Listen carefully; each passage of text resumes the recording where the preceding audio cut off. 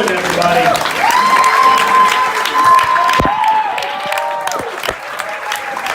Hello. Hey. Thank you so much, everybody. Keep it going for Justin and Brad. He was my favorite broken white man.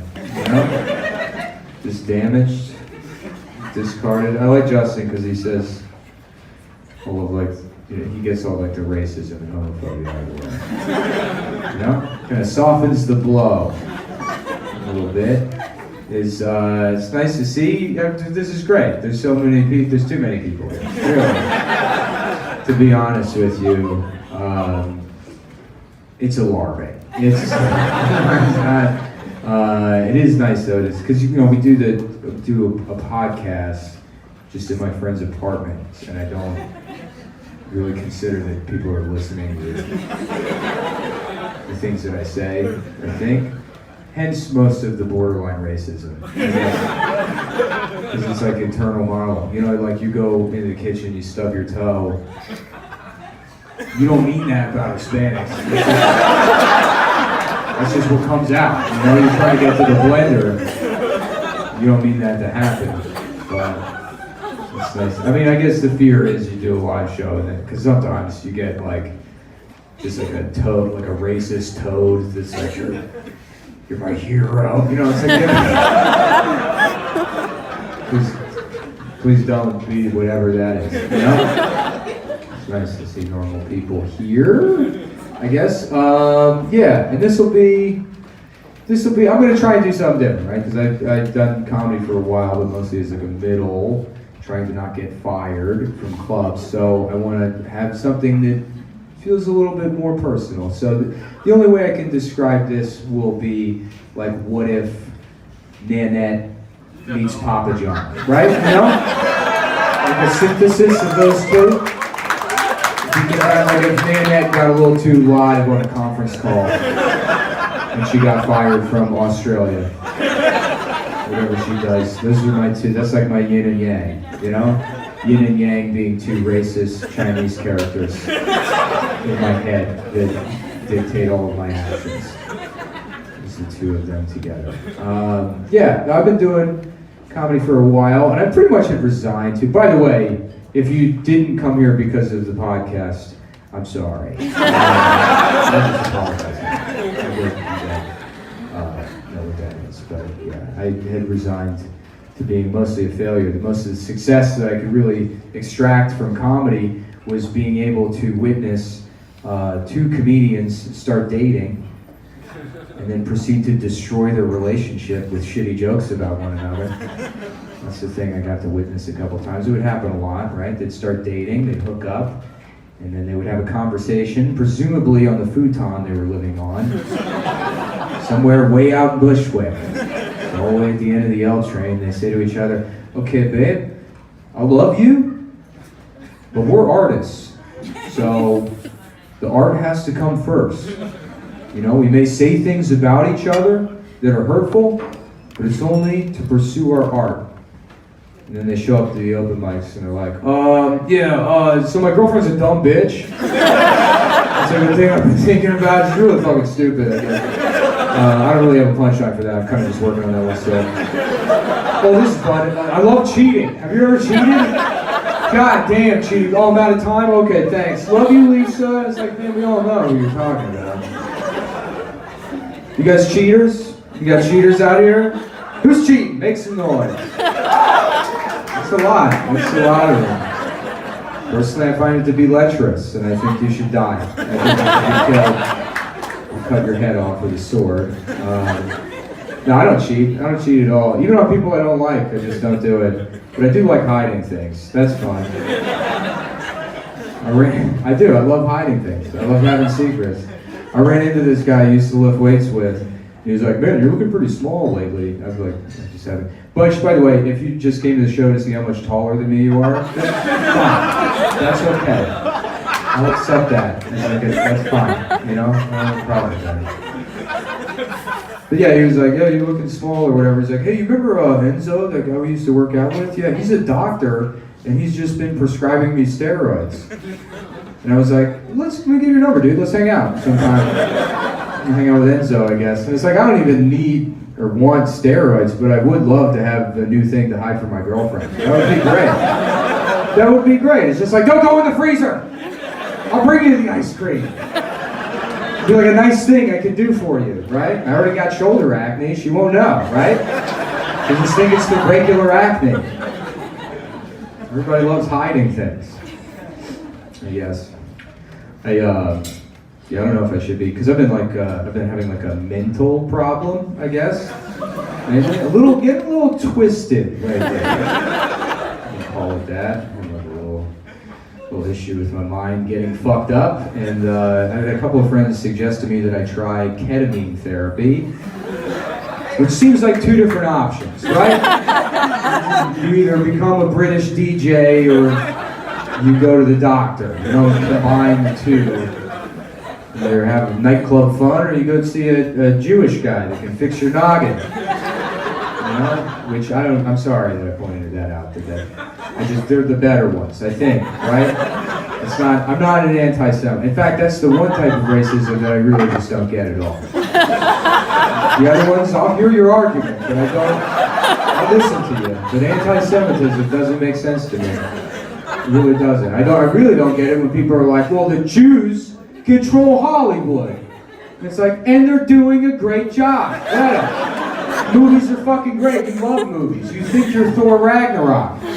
Let the Jews make the movies. Do you have any idea how fucking bad a Muslim-run Hollywood would be? You want to live in that world? A 7.5-hour epic about a guy that has to hang out in the desert because his wife touched his sword? Boring as shit.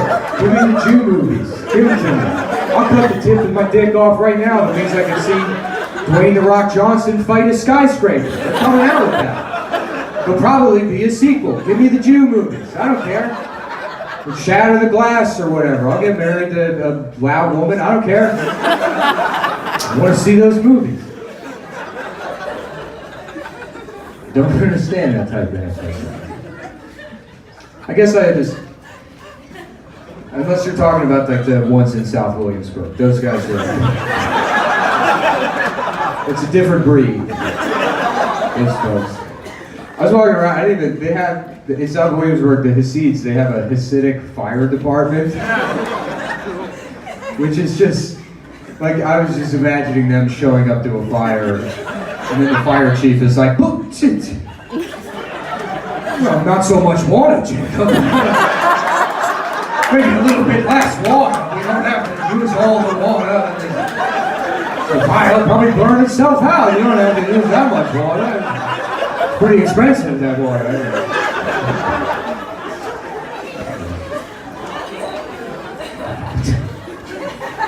That falls somewhere in the middle, I guess. But yeah, I guess I should go to a therapist, right? Those guys have one of those guys take a look at my head. But I'm afraid, honestly, of going to therapy. You know, it kind of scares me. Because it's never the thing you go for, right? There's always an upsell, you know? Hidden charges, shit like that. It's kind of like going to a mechanic, right? It's basically the same thing as going to a mechanic. You're like, yeah, I got a problem with my Toyota. And they're like, well, for starters, it's not a Toyota. In fact, it's not even a car, it's just a picture of you being molested. It's like, how much is that going to cost? I just thought that we were going to get the oil changed. I didn't know I was going to have to deal with this. Right? Just nickel and dime in over there. You know, I guess the real fear is you find out you kind of enjoyed the molestation because it meant you weren't alone for a second, right? You had a friend. It's the real fear that your entire psyche is just like the last couple of moves of a Jenga game, you know? It's barely being held up, and the bottom piece is an older neighborhood boy's cock, and everything's blind.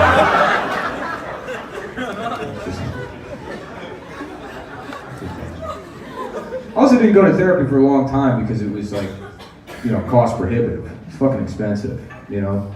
I didn't have health insurance for a while. And I do think everyone should be able to have health insurance. That should be paid for by the government for free, right?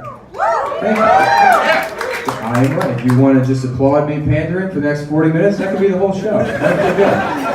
just do that. But it's like, no, you can get into Six Flags for free if you drink enough soda. You just show up, you're like, I did it, I drank 35 Cokes. They're like, get in there. He's gonna lose a leg on the teacups. He's got diabetes, let him in. I just feel like the hospital should work the same way. You're like, look what I did to myself. And they're like, we'll pay for it, it's fine. You know? But I got enough money to go to therapy now. But I also have enough money to afford the world's fanciest suicide. That's an option. And it should be considered, right? I don't have to throw myself in front of the train like a peasant, right? I could go all out. We'll turn it into a 10-episode reality series. It'll be like an Indian wedding, right? Just a huge suicide, huge fancy suicide with a procession of elephants. I'll be on the main one in the traditional garb, which is a My Chemical Romance shirt, fishnet pants, you know, ready to die. I've got an ornate antique hunting rifle. It's made out of gold, covered in scripture. It's got one of those bell ends like Gaston had, right? And then I just ride the elephants into Dave & Buster's, right? And my jaw is already broken to fit the bell end in there. I'm like, I'm here to die! And then I just blow my brains out in front of whoever is still going to Dave & Buster's. Which is probably just people that don't know you can kill yourself. Right? And then they're like, what did he just do? Barbara, do you see that? There's an option. We don't have to keep playing video poker for the rest of our lives. We can just kill ourselves. And then I've done something for those people. It comes full circle. I'm a hero in a way.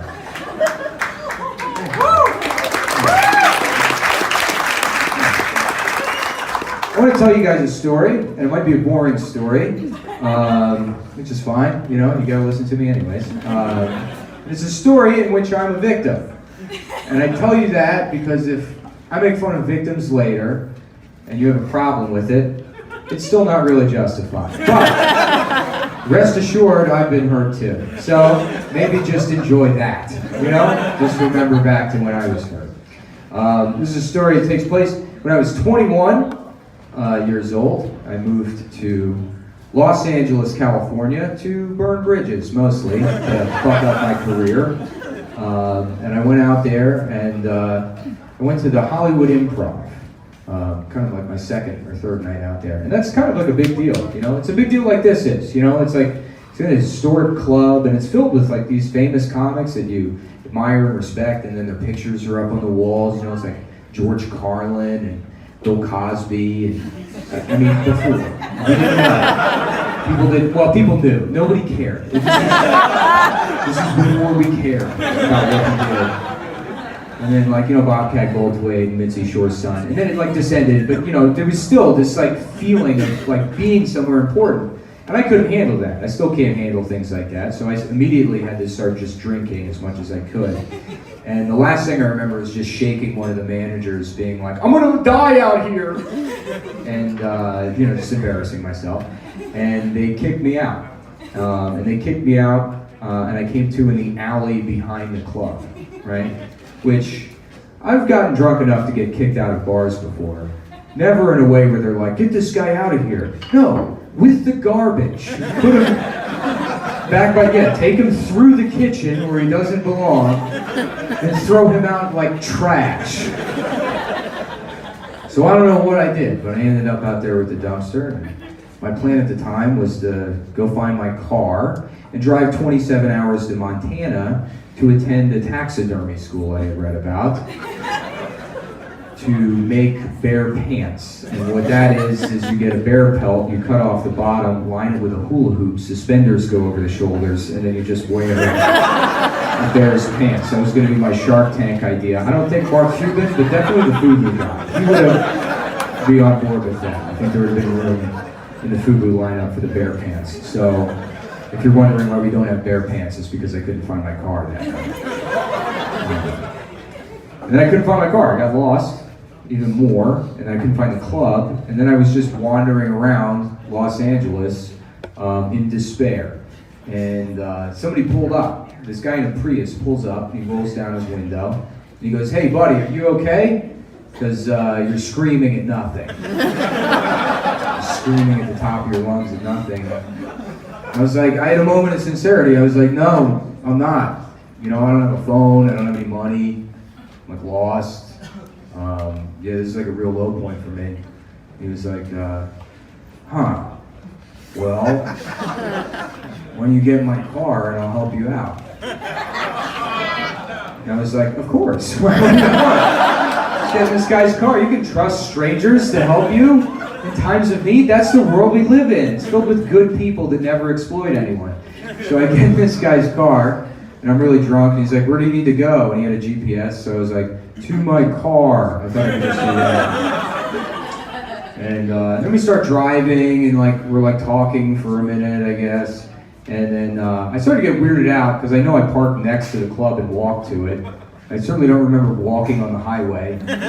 So I was like, where are we going? You know, and he was like, we're just hanging out. Just a couple guys hanging out, being friends with each other at 3 o'clock in the morning on a Wednesday, right? And I was like, okay, I'm not comfortable with this. I want to get out of the car. And then he starts running his hand up my admittedly basketball shorts, which, not that anyone deserves anything for dressing a certain way, but I had no reason to be wearing basketball shorts. I'm not an athlete.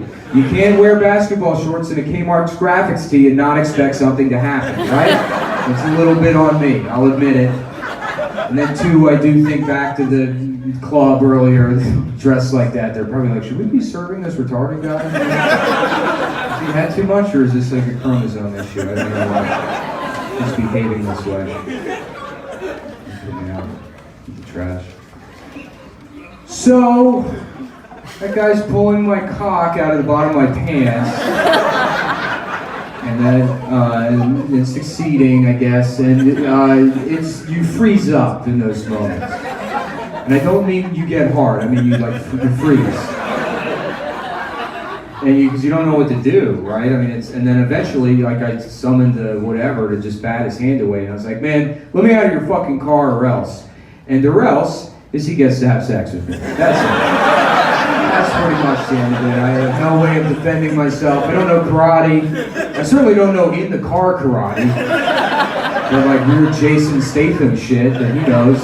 Why aren't we teaching people that? That should be, you can defend yourself in those situations or get cast in the Rush Hour remake. They're probably going to make it. But he pulled over. He let me out of the car. And then as he's driving away, I was like, sorry. I apologize. Because I probably ruined this night, right? You know, you have to be a little bit considerate. I did ruin his night in a way. But I kind of wish he hadn't let me out of the car, you know? Right. For the bit, for the joke. Because it would have been a good joke, you know? Because that's what it's all about, is you experience terrible things and you tell people about it, and it's funny. Right? No, I really wish he hadn't let me out, because I can't think of a better way to put a bow on it. I can't think of a better analogy for living in Los Angeles than being violently assaulted in a Prius. I think that sums it up. Is all of the pretenses of helping people while destroying them from the inside. And that's Los Angeles and show business in general. So, me too is my point, I guess. That's all I'm saying. It's me also. Are we far enough in to the Me Too movement that I can point out delicately, without sounding like an asshole, that Me Too is kind of a shitty name? That's all I'm going to say. Can we just admit that it's a shitty name? That they should have put more thought into it than Me Too? Because it sounds incredibly dismissive. Imagine you're listening to somebody tell you the worst thing that's ever happened. This unbearable trauma that they'll have for the rest of their lives. They're like, and nobody believed me and the police called me a liar? And then somebody walks in and they're like, oh yeah, me too. Yeah, same. Yeah, been there, done that, sister. Got the t-shirt. It was at the Six Flags gift shop. That's where it happened. It's It's where the guy who's paid to dress up like the Joker. That's who did it to me. Also, I can't hear Me Too without imagining like a sassy gay guy character that's like, me three, you know? Me three, me also, you know? Guy that keeps secrets, you know, you can trust him. There's no way that wasn't already a Will and Grace joke, right? They had to have done that on the new Will and Grace, which I refuse to watch. I won't watch it. It's unrealistic to me. I don't believe that Jack would still be alive. There's no way Jack would still be alive. Right? That's not an AIDS thing. That's not what I mean by that. He's a giant cunt. We're supposed to believe that Jack survived 1990s New York City, going up to strangers being like, I guess the devil wears garbage. It's like, what the fuck did you just say to me? I'm like 110 pounds. You've been stabbed to death on the 6 train immediately. Also the AIDS, also that.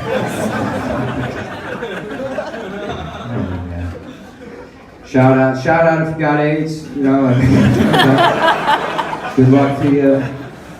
I'm actually starting a charity, because with the new tax plan, that's the only way to hide money. You gotta start a charity. It's a charity called Blades for AIDS, and what we do is we buy rollerblades for guys with AIDS, and I know what you're thinking, obvious flaw, those guys already have rollerblades. Yes.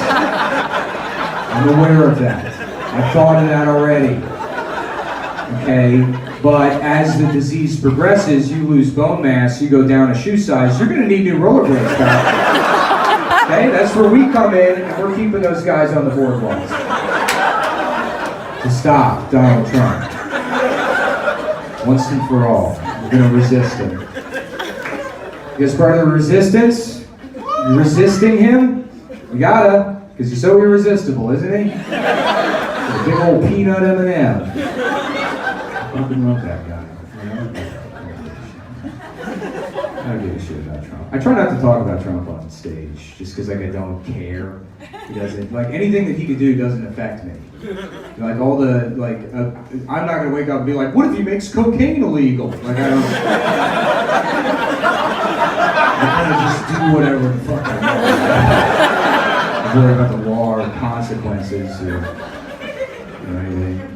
Like why I avoid talking about it is because he's not funny to me, you know? He's just not, all of these like shithead comedians I'm friends with after the election are like, this is gonna be great for comedy. It's like, no, you'll still be a dog walker without health insurance anymore. It's gonna be pretty fucking bad for comedy. He's not funny to me because he's not inherently funny because he's got too many things going on, you know? It's like why clowns aren't funny. They're like, I got big stupid hair, my clothes don't fit, my car's too small, and you're seltzer. It's like, chill the fuck out, pick one thing. The funny thing is something that's mostly normal with like an off-kit, like a British man with like a googly eye. That's a classic. Go that way. Trump's the same thing. He's like, I get stupid hair and I'm fat and I'm also a rapist now. You know what I'm saying? Just do one. Pick one of them. To me, the funniest president would be like just a boring milquetoast white guy from like Connecticut or something, who is like just pretty progressive, whatever, normal, who for whatever reason just spoke with a very thick, inexplicable, traditional Chinese accent. There's no reason for it. He's like, I believe in America, well, partisanship does not stifle progress. You know, what the fuck? Why is he, I guess I'll vote for him, but I don't know what that is. Why he does that. That would be a funny president. Not Donald Trump. Not to me. Let's see if I can. I mentioned Six Flags earlier. I want to see if I can get back there. What is that for? In life, I just want to go back to Six Flags. Six Flags is funny because they have a guy they pay to dress up like the Joker at Six Flags, which is just bizarre to me. You know? That has to be one of the jobs Trump created. He's like, well, that's actually the entire plan is we're going Joker in every establishment. The Six Flags Joker, Best Buy Joker, there'll be a Joker at the bank, there'll be a Joker in every classroom. It creates a new job in every type of building. There's Jokers everywhere. Yeah, I saw it. I forgot that Six Flags had a theme, and then I just saw a man dressed like the Joker. I mean, if you saw that in like Radio Shack, you'd be like, there's an active shooter situation. Somebody needs a SWAT team here immediately to kill this man. And that's not hyperbole either, that fucking happened. That literally happened. There was a guy that thought he was the Joker and killed a bunch of people. James Holmes. That fucking shooting blew my mind. It was insane. It was literally insane, you know? Because we have a lot of shootings, but, most of them are just political. And they happen, and people immediately blame mental illness, which is now my identity. So, if you do that, I'll get you fired. I'll figure out where you work and I'll have you fired if you say it's mental illness. And people do that because they don't want to accept that politics would drive somebody to kill a bunch of people, but unfortunately it does. It's like it happens all the fucking time, you know? Like ISIS has been relatively chill lately, but, you know, they do it. You know, there was that MRA guy or the singing like Charlottesville. It's just, you know, it's mostly political. But James Holmes was a guy that thought he was the Joker. And it's like, okay, that's mental illness. Definitely mental illness that did that one. But what was so interesting about it is that he did it because he thought he was the Joker. And then they published his mugshot. And you looked at it and you knew immediately which Joker he thought he was. It's the Heath Ledger Joker, right? The best Joker, arguably, right? But he was mentally ill. So he could have very easily thought that he was a different Joker. We were this close to living in a world where somebody walked into a movie theater and went, "Bad news, folks, the movie's canceled. Tonight's entertainment is being put on hiatus. They got an AR-15 and smoke bombs for you." And then the police would have to explain to those families that their relatives were killed by a man who thought he was Jack Nicholson. And then guns would be illegal today. That would have done it. We would have won that battle. Mental illness almost saved us. I do think guns should be illegal. Mainly because I haven't heard an argument for guns that isn't just a lie. And I don't mean that it doesn't work, I mean it's just you're lying, you know? Like, I need this for protection. It's like, no, just say it's cool. Stop fucking lying, you just like it because it's cool. It's why fireworks should be legal, right? It'd be like if you had a monster truck, you're like, well, you know, it's practical, the giant tires are better for fuel economy, and God forbid anyone got in my way, I could fucking kill him. You know? And it's the same thing, right? Just like, and then the Constitution, I guess, but I don't really give a shit about the Constitution. Mainly because it's written in cursive. What the fuck is that? I have no respect for cursive. What is this, a love letter from a third grader? I don't want it. Get rid of it. It's also, too, it was like, you know, put together kind of quickly, because we had a government. It was Britain was his government, and then we got rid of the government, and they're like, fuck, I guess we need a government, right? So they put the Constitution together, and in a lot of ways, it feels like the Constitution is kind of like a really shitty tattoo that America got on the day it turned 18, you know what I mean? They're like, fuck you, Mom and Dad, we're out of the house, what are the rules? We can say whatever we want, we can have parties all the time, holy shit, what if we got guns? And that's just the founding document, I guess. Outdated piece of shit, written by people covered in buckles that own slaves. Doesn't make sense. There's one of the amendments says you don't have to let soldiers in your house if you don't want to.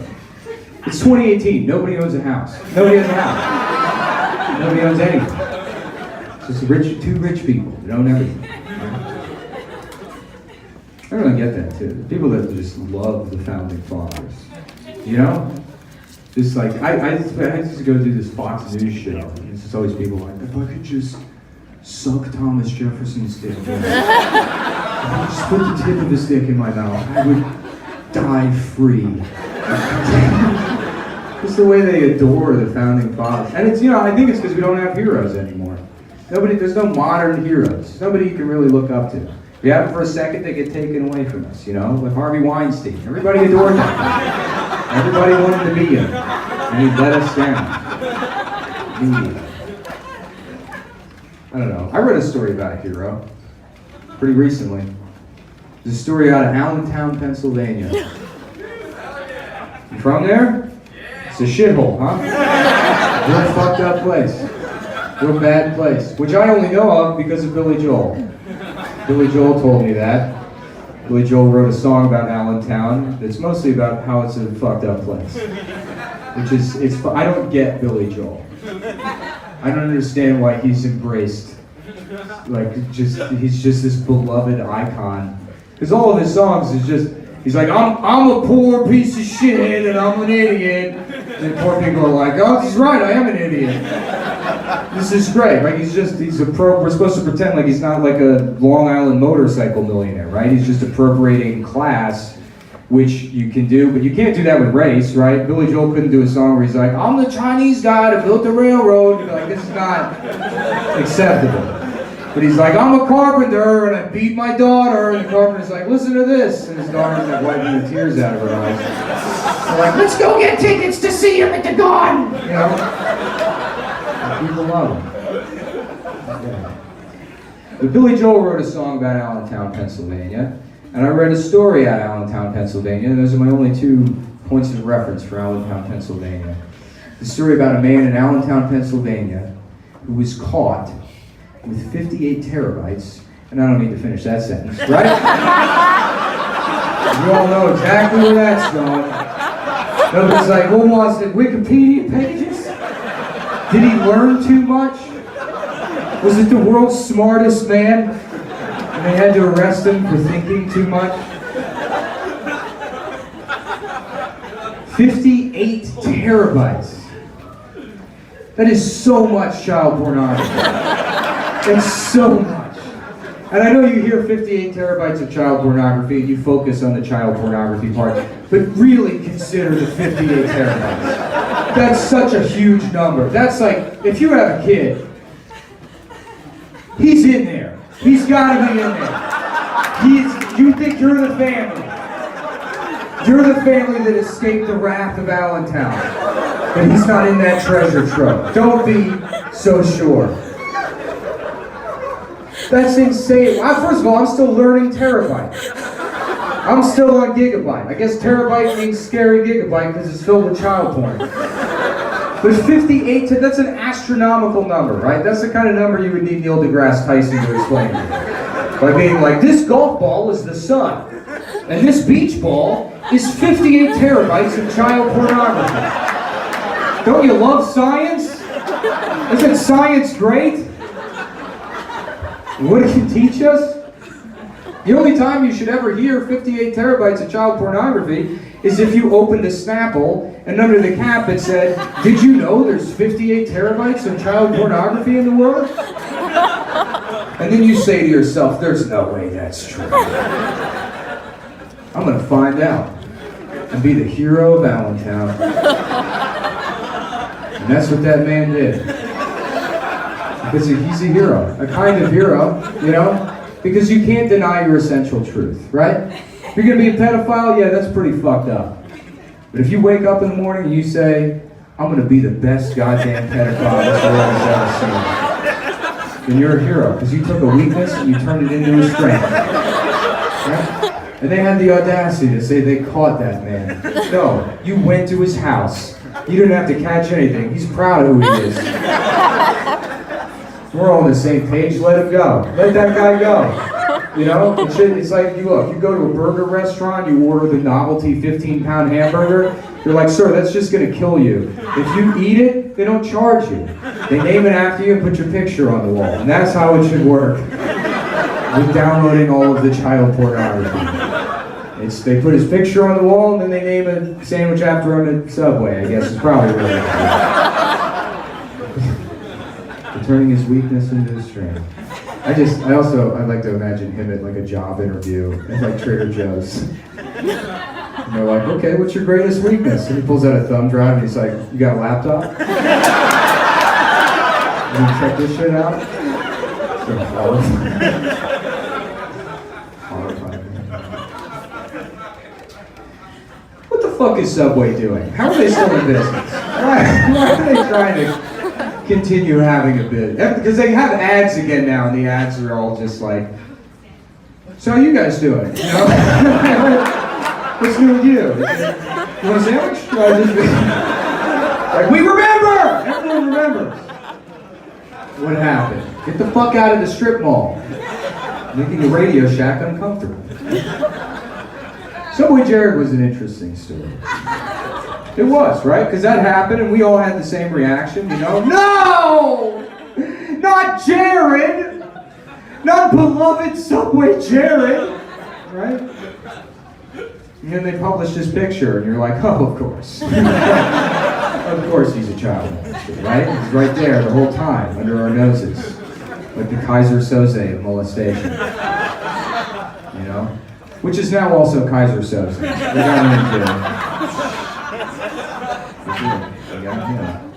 I don't want to defend what Kevin Spacey did. I think that would be the wrong move.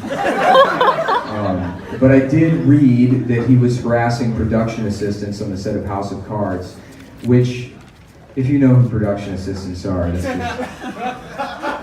I mean, it's pretty fun. It's a funny group of people. Because it's always just a rich guy's son with a fake job. That's who production assistants are, you know? It's always a kid and his dad's like, Benjamin, if you take the labels off these water bottles, and I know what I'm doing, but that's always what that guy sounds like. So it's accurate. And then this kid's like, oh boy, I get to bring peanut M&Ms to Kevin Spacey. And Kevin Spacey's like, shut the door, Benjamin.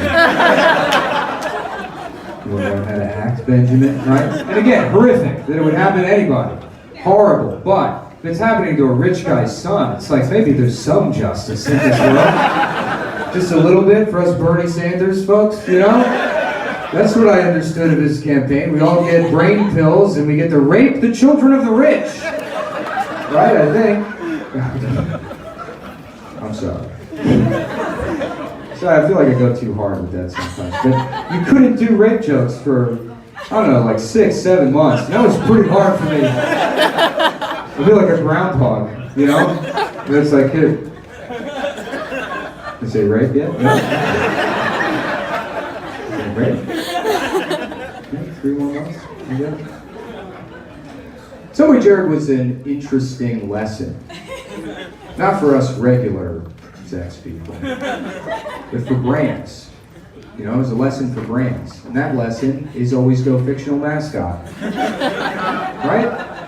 Just draw a fucking cartoon character. Don't put a human being in charge of your logo. You can't do that. You turn somebody into a brand. You can't expect a man to hold up those embarrassing pants for 15 years. Be like, look how disgusting I used to be. Now I'm a different kind of disgusting, a whore for a sandwich restaurant. And expect him to not molest at some point. That's the end of that road every time. Case in point, try to pick a fictional mascot that wouldn't be a molester if they existed. You can't do it. It doesn't exist. Ronald McDonald? Wrong. You'd be in jail. Even ones you don't think about, like the Pep Boys. Pull them into your mind for a second. Think about the Pep Boys. Visualize them. Now ask yourself, who do they fuck? Who do those men fuck? There's giant balloon heads, children's bodies. One of them has glasses you can't see through. That's a telltale sign of a molester. Fogged up glasses, like he just walked out of a daycare center in the middle of winter. I think that one's name is Zippy. He's the ringleader. Captain Crunch is probably the worst of all of them, right? Weird 4-foot-tall man with glued-on eyebrows. He's got fake eyebrows that are on his hat. That's how far removed he is from normal human emotion. He's like, I gotta get some eyebrows so I stop scaring these kids. Where do they go? I think all the way up here. That's what, you think he's what, a proud naval veteran? No, that's a Scientology out there. Yeah, he only has the boat so he can go out of international waters and do whatever he wants. Only reason. You wanna know why kids won't tell their parents why they eat Apple Jacks even though they don't taste like apples? It's because Tony the Tiger threatened to murder them. And you gotta listen to him. He's an 8-foot-tall tiger that's almost naked, but not completely. He's got a handkerchief on with his name on it, which is so much worse than completely naked. If you went outside right now and there was a nude man, you'd be like, that poor nude man lost all of his clothes. Probably to a gust of wind. Can we help him? But if you had a handkerchief on with his name on it, you'd be like, we gotta get the fuck away from this guy. Before he tries to put frosted flakes in my ass. Falling down before. I love all those cereals, you know? Great. I love children's food in general. Mostly because of the commercials. So I love the commercials because they always have to introduce new flavors with some sort of horrific workplace accident. It's the go-to ad. I don't understand why every ad for those companies, it's like, there was an explosion at the Fruit Roll-Ups factory. It's like, holy shit, is everyone okay? They're like, no, 4 men are dead, and chocolate and strawberry are finally together. And you're like, what the fuck? These were union men with families. Like, that's nothing. Last week, the green M&M was raped by a pretzel. You did it having at work? It was the 9/11 of sprinkles.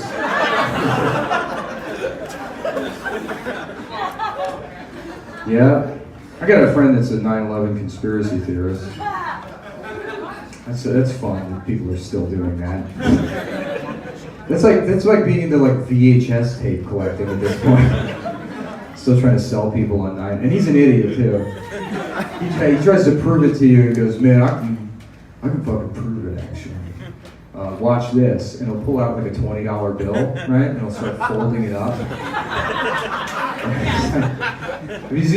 People do this. He like folds up the bill, and it's like, first of all, where did you even get $20? You know? Your parents should just be writing the rent check directly to the landlord. You shouldn't be involved in the process. You know?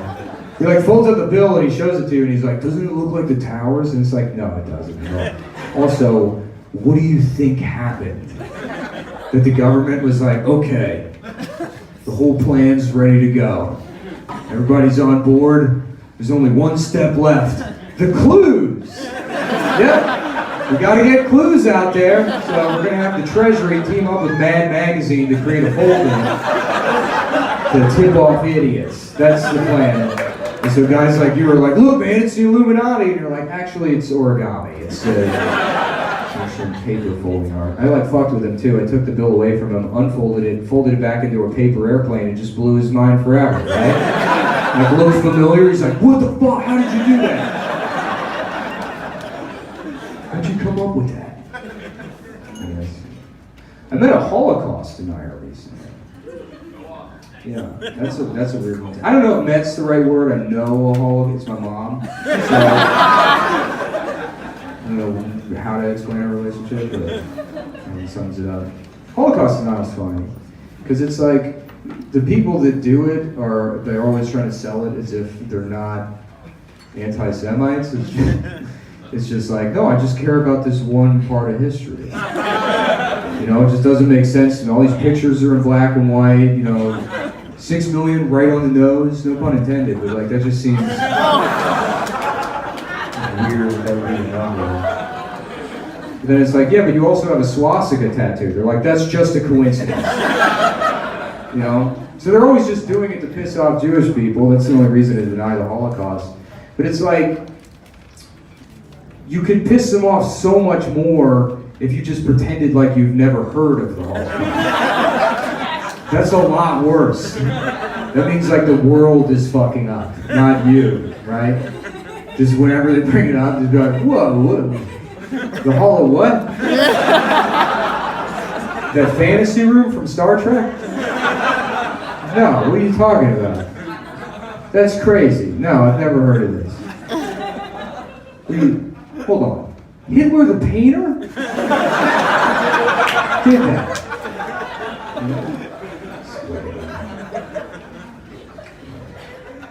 I'm trying to be a better guy. I am. I really am. I've come full circle on microaggressions. I guess that was a thing at the stop. Which microaggressions, I learned that word the same time I learned the word micropenis, so they're kind of just linked in my head. And micropenis, interestingly enough, I learned about through an article about Hitler that was like came out like 2 years ago. It was like Hitler had a micropenis, which I read initially as micropenis. I thought it was like an island in Greece. But yeah, they said Hitler had a micropenis in the article, and that's like such a funny thing to publish because it's like, what is the tone of that supposed to be? It's about, forget everything you thought you knew about Big Dick Hitler. Yeah, I got bad news for you. It turns out he wasn't so cool after all. Okay? But I don't know why you're publishing it, because it's like you're not going to hurt Hitler's feelings with that story, right? He's dead. Everyone knows he died in Argentina in 1973. You're not hurting Hitler's feelings. You're just singling out the most insecure group of men in the world and being like, guys, big news. They're like, is it a cure? They're like, no, you're Hitler now also. You're just also Hitler. But I guess it makes sense that Hitler had a micro penis, right? Makes the Holocaust make sense, for sure. You know? Because imagine, you're Hitler, and you have the world's worst dick. Just the worst dick in the world. This is the 30s, dude. There's no Reddit. You can't find a community of these guys. They're like, it's women's fault. You know, you got nothing. You just gotta sit there with that shitty dick. And then you find out there's a group of people out in the world just cutting off parts of their dick and throwing it away. It's like, there's too much dick. Let's get rid of some of it. You would do a Holocaust? You would absolutely do a Holocaust. You could not promise yourself you would. Just fuck a mile in another man's dick before you judge him. That's all I'm saying. Yes. Yeah, I'm trying to stop doing microaggressions. One I was doing, anytime I go get Chinese food, I read the fortune in my head in kind of like a racist Confucius voice. Which my justification for it was like, that's how it comes true, right? You don't tell somebody your birthday wish, you don't read the fortune in a boring white guy voice. My friend, she was like, that's racist, you can't do that. And I was like, why? You know, it's happening in my head. Sure, I repeat it, the room's full of people, but the initial act is just happening in my head. And if something happens in your head, is that bad, right? Because if we're going on that metric, then if it's happening just in your head, it's bad, then I am the world's worst sex attacker, right? The horrific things I've done to everyone I've ever met. Every man, woman, and if you thought I was going to say child, that's in your head. So, maybe let me fucking therapy instead of turning me into a molester. But I don't know, I don't think I'm racist because I've never held any kind of disdain or prejudice or hatred in my heart for any group of people besides Italian Americans. Just saying. That's it, you know? And I'm not saying that, they deserve it, obviously. They're just like a kind of a greasy, shifty people that you can't trust. But I'll be honest with you, I have a respect for them now. Because Italian Americans are the only group left in America you can just be openly racist towards and no one gives a shit. Just say whatever you want about WASP. Nobody's gonna get you fired. Nobody. They're not writing a blog like, what did they say about Anthony? It's not happening. You just fucking put them on blast. No one cares. And it's like, we're not going to get rid of racism entirely. You can't do it, you know? We tried to. We ended up in this reactionary situation we're in now, right? So if you can't get rid of whatever vestiges of racism there are, let's just funnel all of them into one group of people. Let's just put it all on the Italians. Somebody needs to bear that cross. They love wearing them so much, so let them have it. You guys were a lot of fun. Thanks. Justin, Brad, good night. It's Mullen, everybody. Let them hear it, Thank you guys for coming out. Remember to take your waistbands and, go live your fucking life and enjoy it. Thank you.